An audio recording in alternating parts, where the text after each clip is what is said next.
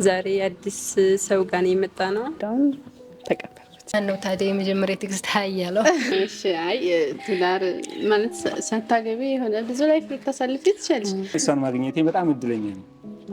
አሁን እሷ ባትኖር ካፌማ ትለይው የዘውትር ውዳሴ ልቤ ማይሰርዝሽ የፍቅር ዓለም ቁርሴ ነክሰሻል በልቤ ላይ በስጋም በነፍሴ።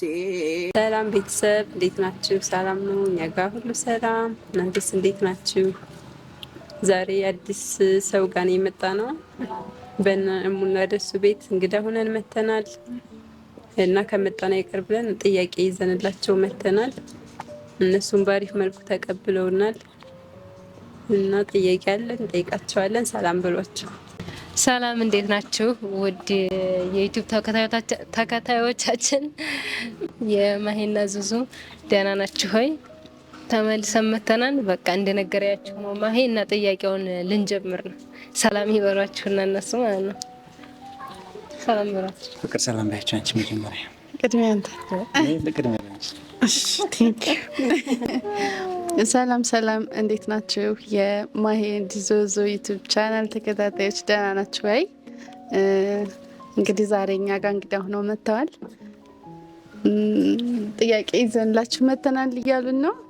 እንግዲህ ወደ ጥያቄው እንሂድ እና ደግሞ ማሂ ኤንድ ዙዙ ዩቲዩብ ቻናል ሰብስክራይብ እያደረጋችሁ አበረታታችሁ ስል ጠይቃለሁ። ሰላም እንዴት ናችሁ? የማሂና ዙዙ ዩቲዩብ ቻናል ቤተሰቦች ሰላም ብለናል። ሰላምታችን ይድረሳችሁ። እንግዳ ሆኖ መጥተዋል እህቶቻችን። በቅድሚያ እንኳን ደህና መጣችሁ። ያው በሰው ዩቲዩብ ቻናል ነው በቤታችን እንኳን ደህና መጣችሁ፣ በቤታችሁ ደግሞ እንኳን ደህና መጣን እና ምን ጥያቄ ይዛችሁልን እንደመጣችሁ ባላውቅም እንግዲህ ለመመለስ በቻልነው አቅም እንሞክራለን። ወደ ጥያቄው ልገባ ነው። እንዴት ተዋወቃችሁ? የት ተዋወቃችሁ ነው?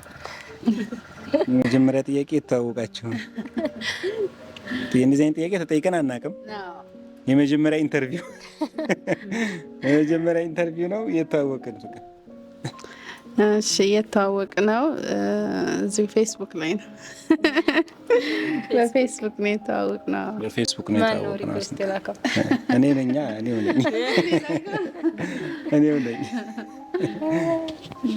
እና ወዲያው ነው የተቀበልሽው?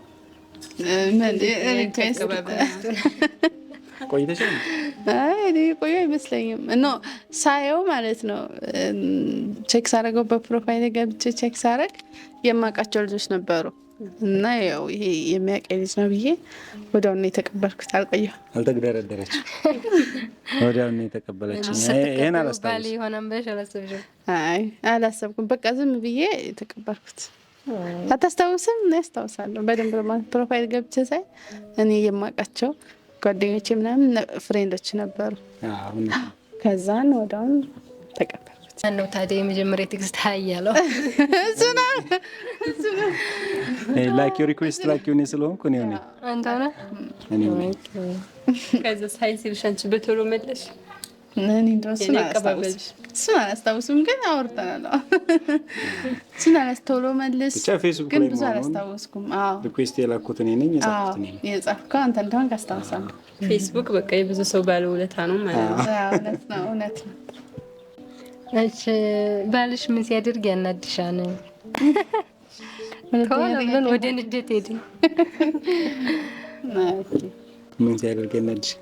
ዝም ያናድደኝ። እሱ ምን ሲያደርግ ያናድሻል? አንቺስ ምን ያናድሻል? እሱ አንተም የሚያናድህን አንቺም የሚያናድሽ። እኔ የሚያናድደኝ የሆነ ስታወሪው ሳወራ ፍቅር እንትን ምንድን ይባላል ችላ ስትል ማለት ስልክ ላይ ወይ ምናምን ሆነ የሆነ ሌላው እያሰበ አጭሩን ትበሳጫለች። አረ በስመ አብ አሰማም እንደ ምናምን ነው ወዲያው ነው የምታቆርፈው። ወዲያው አስተካክለላ የሁሉም ሴቶች ይሄ በቃ በጣም የሚያናደን ባህሪ የሆነ አሁን ዩቲዩብ ላይ ወይ የሆነ እንትን እያልኩ ይሆናል እያስተካከለ ወይ ኤዲት ግን ደግሞ ሁሉም ወንዶች ነው። ምን ሆናችሁ ነው? ምክንያት አላችሁ? እኔ እንኳን የለኝም ምክንያት። ወይ ስልክ ላይ የሆነ ብቻ ጌም ሁሉ ጫወታለሁ። ጌም ስጫወት ይጫወታል ሁላ እና እንደዛ ሲሆን በጣም የምትናደድ አንተስ ከሷ የሚያናድ እንኳን ብዙ ነገሯ በጣም የሚያናድ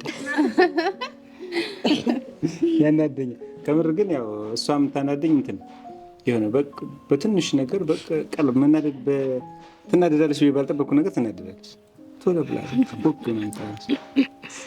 በትንሽ ነገር ማለት ነው። ያ ማለት ይሆናል አይደለ?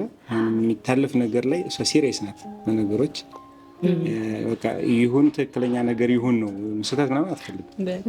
ይሄ እኮ ግን የሁሉም የሴቶች ባህሪ ያንኛውም ቶሎ ትቆጣለች እና ከዛ ደግሞ እሷ ስትናደድ ሳይ ደግሞ እኔ የባሰ እሱ ደግሞ ይናደዳል። እኔ ተናድጄ ማብረድ ሲገባው እኔ ደግሞ እናደዳለሁ እና እሱ ነገር አለ መተራረም አለ ነገር ናት የምታናደድና በቃ እሱ ግን እኔ ብቻ ነኝ የሚመስለው ምንድን ነው እላለሁ ሁላ እኔ ብቻ ነኝ የሚመስለው እና አትናደጅ ያ መናደድ ጥሩ አይደለም ቶሎ ያስረጃል ቶሎ ያስረጃል እውነት ነው። ሌላው ጥያቄ ደግሞ ማጣት የማትፈልጉት ነገር በህይወታችሁ ከባድ ጥያቄ ነው። አንተ መልስ እንጂ መልስ እሺ እኔ ማጣት የማልፈልገው ነገር ይሄ ከባድ ጥያቄ ነው። እኔ ማጣት የማልፈልገው ነገር ለምሳሌ ማለት የማልፈልገው ሰው ነው ወይስ ማጣት በህይወታችሁ ውስጥ በቃ ካለው ነገር ላይ ማጣት የማትፈልጉ? ያማ ምን ብዙ ነው። ገንዘብ ማጣት አልፈልግም።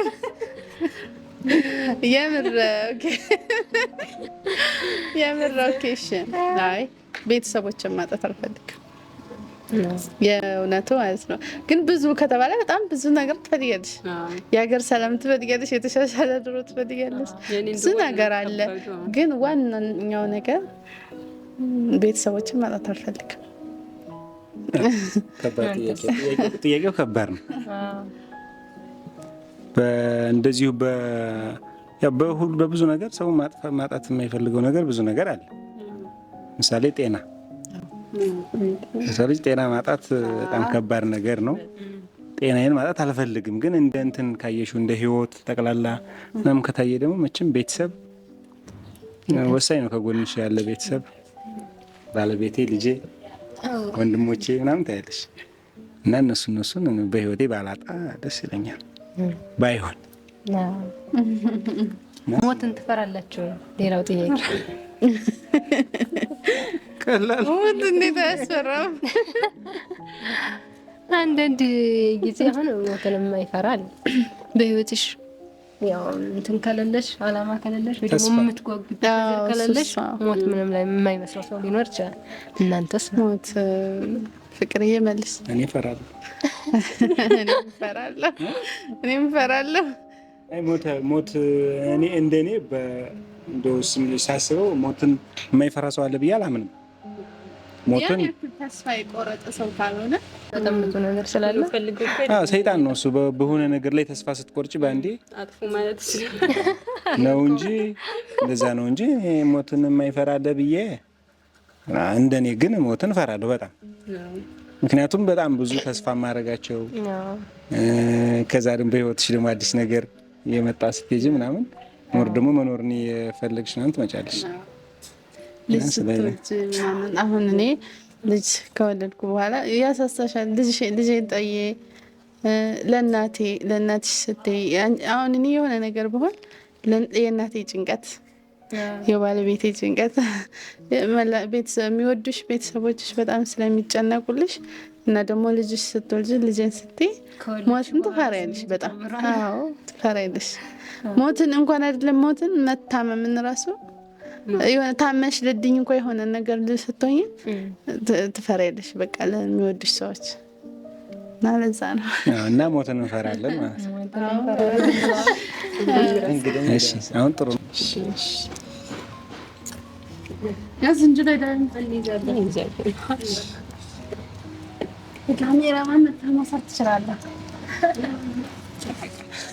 ካሜራማን እነሱም ተመልካችም ይላስቷቸው።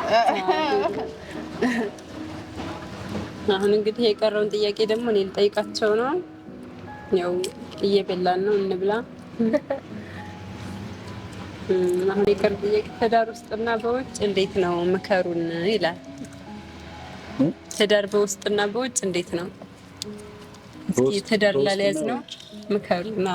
ተጋብታችሁና ሳትጋቡ ማለት ነው በፍቅር ይምታ